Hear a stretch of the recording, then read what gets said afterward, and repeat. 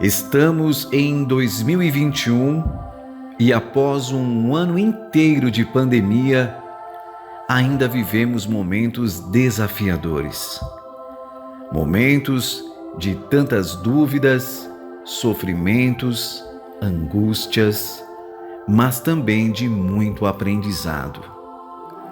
Mesmo testemunhando tanta negação de algumas pessoas aos perigos desta ameaça invisível, muitos de nós seguimos em frente, nos protegendo e protegendo o nosso semelhante.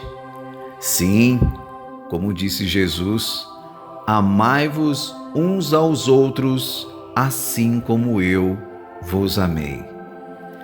Será que frases como os tempos são chegados, a separação do joio e do trigo, muitos serão chamados e poucos os escolhidos, não encontram ecos na sensibilidade humana, consequentemente do espírito? Amigos, não nos esqueçamos que a mensagem, o convite, a convocação para as mudanças morais são para todos nós. O que ainda precisamos passar para o despertar das consciências, para a transformação moral, para a mudança de valores, para a elevação dos pensamentos, a sublimação dos sentimentos, a correção dos atos falhos? Você conhece a frase: a semeadura é livre, porém a colheita é obrigatória? Lembre-se, você é autor do livro de sua própria história, responsável por tudo que planta no solo fértil de sua existência. Existe uma frase que diz: Deus, Ele é tão bondoso, que nos dá o livre arbítrio para plantarmos o que quisermos. Só que Deus é justo. É tão justo que cada um de nós colherá exatamente o que plantar. Ouviremos a seguir uma mensagem do Dr. Bezerra de Menezes, psicografada pelo médium Divaldo Franco, esclarecendo dúvidas, abrandando sofrimentos, pacificando angústias e promovendo a possibilidade do adiantamento evolutivo. Possibilidade porque a vida é feita de escolhas e cada um escolhe o caminho que quiser trilhar. Para cada atitude, uma consequência. Para cada dor, uma lágrima. Vamos ouvir. Filhos da luz divina, louvado seja o Senhor por todos nós. Nesta soberana composição, também ressudam as vozes humanas em descompasso pelas dores insuportáveis dos fenômenos angustiantes que graçam na terra. São os seres humanos que estertoram nos equívocos nos quais se fixaram, na queda aos abismos que se permitiram, na rebeldia desvairada que os domina, nos resgates inadiáveis a que estão sendo submetidos. A providência atende aos apelos dos sofredores que sentem necessidade de paz e permite a pandemia utriz para fazê-los despertar para a realidade de seres imortais que são, de modo que se revejam e se autoanalisem, volvendo aos caminhos do amor que ficaram atulhados de ódio e soberba, de viciações e embriaguez dos sentidos.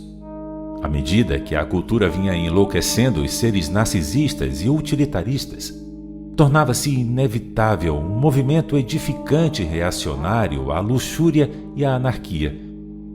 Fingia-se acreditar que a vida é resultado do fortuito, do inimaginável, sem objetivo, qual se fosse a Terra uma nau fantasma que apareceu no mar do cosmo e logo mais se consumiria no nada. Aproveitar as suas concessões grosseiras seria a única maneira de viver, de desfrutar a existência caótica para eles.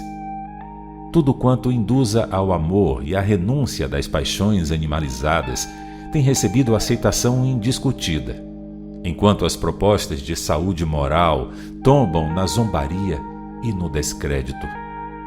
Como essa é uma visão nefasta e mentirosa, as leis que a engendraram e a comandam sob a orientação de Deus, após experimentarem muitas guerras entre nações que são submetidas por outras mais poderosas, surgiram com a proposta da pandemia, que aterroriza os mais audaciosos e os menos corajosos. Países tecnologicamente bem equipados e moralmente perdidos no ateísmo e nas suas famanazes correntes de poder, apaixonados pela transitoriedade do seu tempo, encontraram na microbiologia vírus destrutivos para uma futura guerra biológica. Quando os seus aumentos de força e de compreensão falharem, poderiam trabalhar cepas de influenza e outras doenças, criando na atualidade o terrível assassino, que ora os vence também. Eis aí o resultado infeliz dos seus sonhos de soberania e grandeza, transformando-se em pesadelos terríveis sem um despertar tranquilo. Como são pigmeus pretensiosos que estão descobrindo as bordas do conhecimento, mas se encontram muitíssimo distantes da realidade da vida, o Senhor de bondade e sabedoria a todos convoca a reflexão pela própria impotência a redescobrir a pequenez. À semelhança de vezes anteriores em que as pandemias ameaçaram a existência humana e desapareceram após cumprirem o seu objetivo, a atual é portadora de um programa seletivo de espíritos para preparar o advento dos novos tempos. Certamente serão afetados milhares de seres que se encontram na pauta vibratória da virose, mas estarão resgatando outros graves comportamentos a fim de se ajustarem à ordem que será vigente no planeta logo mais, quando tudo se acalmar e a lei de progresso funcionar com mais rigor. Todo aquele que se encontre na faixa imunológica favorável à contaminação, em decorrência da conduta moral que se tem permitido, experimentará o cutelo da desencarnação, preparando-se para acompanhar o progresso do planeta, logo se recupere dos desaires e se encontre em condições de crescer no rumo da sabedoria.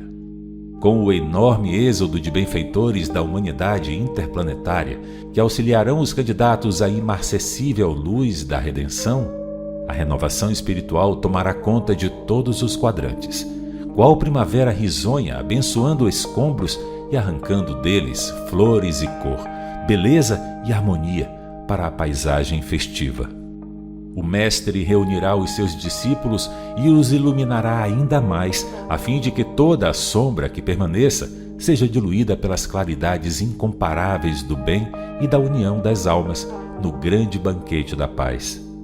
Enquanto isso não ocorre, as mãos do sofrimento asfixiarão muitas existências, que despertarão nos estertores da agonia para as futuras experiências de fraternidade, num imenso cantochão de humildade e afeto à vida em todas as suas manifestações, a fim de que também nós outros compreendamos a necessidade do auxílio mútuo e de que a felicidade pessoal é resultado das bênçãos que jorram fora de nós. Estamos honrados com o ensejo de participar das horas difíceis dos que estarão expurgando ignorância e presunção, de modo a evitarmos ocorrências semelhantes conosco. É hora grave e santa. A dor do próximo é nossa também. Suas lágrimas são suores em nós, e o seu desespero, nossa oportunidade de servir-lhes, atenuando-lhes a aflição. O celeste amante sempre desce aos vales terrestres em missão socorrista.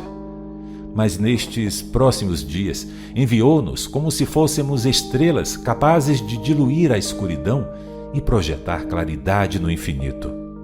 Acompanharemos tragédias nefandas, defluentes das obsessões teimosamente ignoradas pelos seres reencarnados. Então buscaremos inspirá-los à retidão e ao bem sem cessar, sem a certeza do êxito, que é sempre do Pai todo misericórdia. Objetivaremos evitar suicídios diretos ou não, acalmar as ansiedades, estimular a confiança irrestrita no Senhor e caminhar com os trôpegos, tentando ajudá-los a permanecer de pé, irredutíveis na bondade divina, mesmo aparentemente sob chuvas de calhaus e desesperos.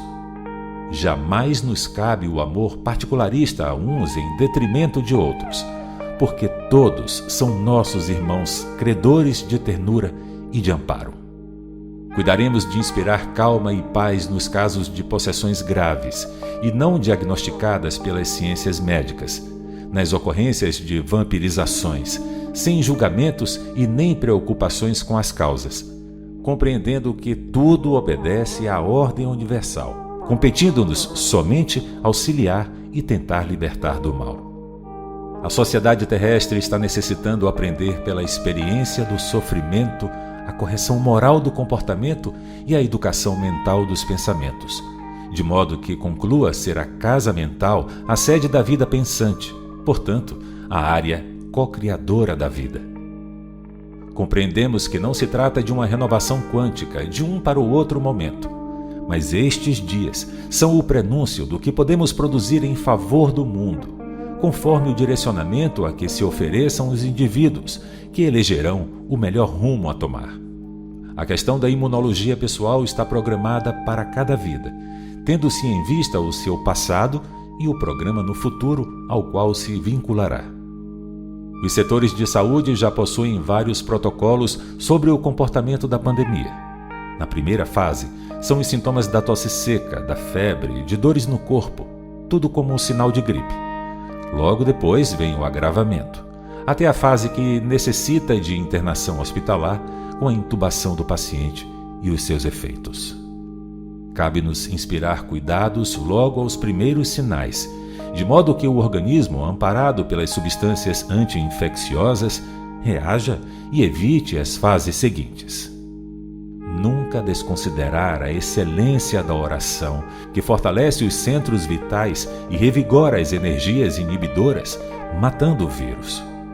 A transmissão dos fluidos pelos passes é também de vital importância em qualquer fase da doença, especialmente por agentes saudáveis moralmente e portadores da faculdade de cura.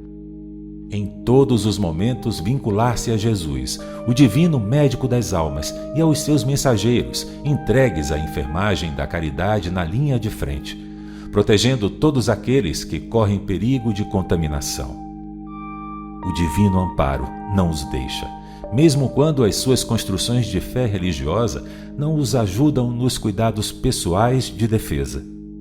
A grande batalha está em fase inicial, e todos devemos orar para que o Senhor nos conceda misericórdia, a fim de ser ultrapassado o seu período de contaminação e possível desaparecimento ou mudança de paisagem evolutiva. Exorando a proteção do Senhor para todos nós, deixemo-nos arrastar pela sua sabedoria.